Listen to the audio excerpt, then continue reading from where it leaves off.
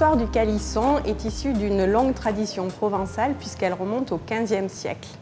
On dit que le chef pâtissier du roi, lors de ses noces avec la reine, avait préparé une douceur qui a redonné le sourire à la reine connue pour avoir un visage très austère.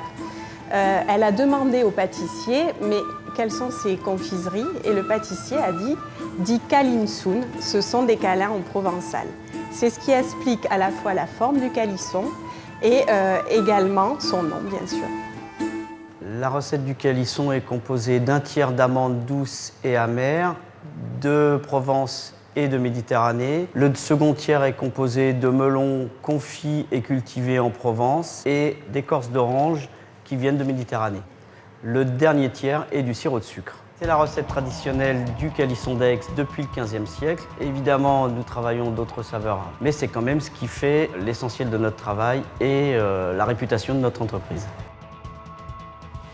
La fabrication du calisson respecte les mêmes gestes et les mêmes savoir-faire d'antan. On fabrique d'abord la pâte à partir d'un broyat de melons confits et d'amandes qu'on mélange ensuite dans un malaxeur avec le sirop de sucre. C'est la première étape. Cette pâte est ensuite mise au repos pendant 72 heures.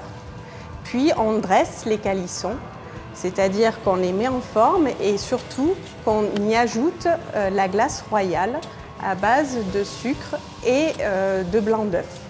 Le calisson est ensuite passé au four quelques minutes pour rendre la glace à la fois brillante et croquante. Et ensuite, le calisson peut être dégusté.